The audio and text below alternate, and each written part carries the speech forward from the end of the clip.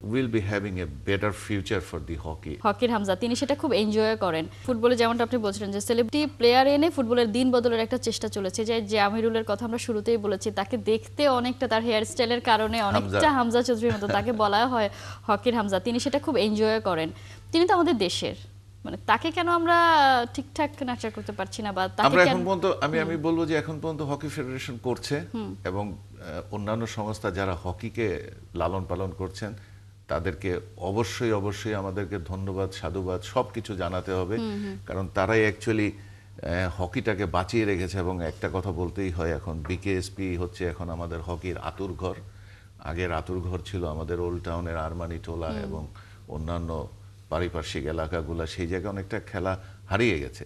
তো সেই জায়গা থেকে খেলাগুলো তুলে আনার জন্য আমি মনে করি যারা ক্লাব ছিলেন, আপনার মনে আছে কিনা, হকির ক্লাবগুলো সবসময় হরতাল করে যাচ্ছে, তারা অসহযোগিতা করে যাচ্ছেন, আমরা খেলবো না লিগ না খেললে প্লেয়াররা কোথায় যাবে, প্লেয়ারদের খেলার জায়গাটা কোথায়? বিকজ আন্তর্জাতিক মানের খেলা প্রতিদিন আপনি খেলতে পারবেন না, আপনি এলো ঘরোয়া খেলাগুলোকে গুছাতে হবে। সেই জায়গায় যদি ক্লাবগুলো সহযোগিতা না করে, ফেডারেশন টুর্নামেন্ট করতে পারে বিভিন্নভাবে, সেই খেলাগুলো হবে। কিন্তু খেলার একটা যে জীবন, যে জীবনটার জন্য কিন্তু ফুটবলের জীবন হয় ক্লাব থেকে, it is not nation wise. হকিরও কিন্তু সেম, ক্লাব থেকে খেলা উঠে আসে, তারপরে নেশন হয়। আর ক্রিকেটটাও কিন্তু ক্লাব হয়, কিন্তু দেখবেন নেশনটা ইজ মোর ফোকাসড। তো এই জায়গায় যদি হকিকে যদি আপনি বলেন, আমার মনে হয় ক্লাব যারা আছেন কর্মকর্তা, তাদের এগিয়ে আসা উচিত।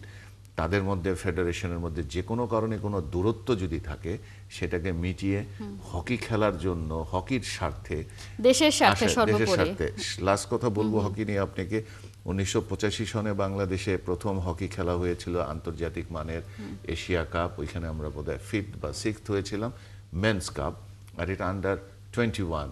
এবং এইটা যে আমাদেরকে একটা বার্তা দিচ্ছে যে বিশ্বে আমরা কিন্তু খেলতে পারি, এবং এই যারা খেলেছেন তাদেরকে যদি আমরা সত্যিকার অর্থে আগলে রাখতে পারি এবং তাদেরকে সঠিক দিক নির্দেশনা দিতে পারি, আমার মনে হয় will be having a better future for the hockey. এবং তারা দারুণ খেলেছে আমি বলবো। ফার্স্ট তারা কোয়ালিফাই করেছে, শুনতে হয়তো বা খারাপ লাগতে পারে, 24টা টিমে আমি 17 নাম্বার হয়েছি। বাট হকি খেলায় আপনি মনে রাখতে হবে, হকি খেলা গোলের খেলা। আমার এখনো মনে পড়ে এশিয়া কাপ খেলায় দিল্লিতে ফাইনাল হচ্ছে, ইন ফ্রন্ট অফ দিল্লিতে রাজীব গান্ধীর সামনে, আমার মনে হয় পাকিস্তান ইন্ডিয়াকে ফাইনাল খেলায় 7 গোল দিয়েছে। The best 2 team rich to the final.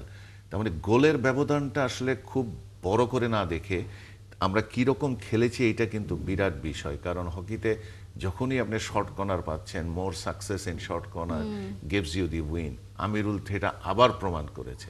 তো সেই কারণেই বলবো যে বাংলাদেশ যদি কোথাও হারেও, তারা কেমন খেলেছে সেটা দেখেন। এবং I was talking to the secretary general যিনি আছেন, রিয়াজুল হাসান, উনি বলছিলেন the coach is so happy.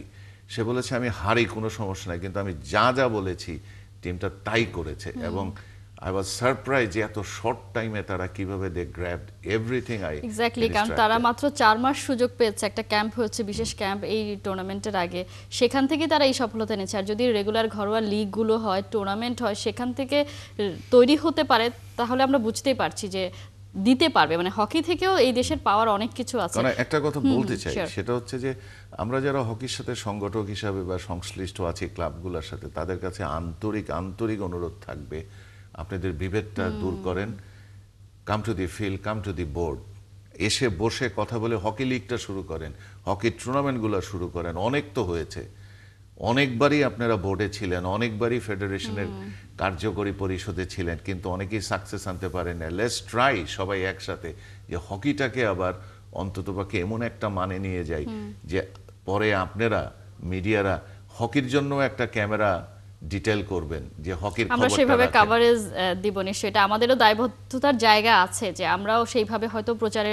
অংশগ্রহণ করতে পারিনি। নিশ্চয়ই এবার যে অর্জনটা নিয়ে ফিরে আসছে, দিনটা হয়তো বদল এবার হবে।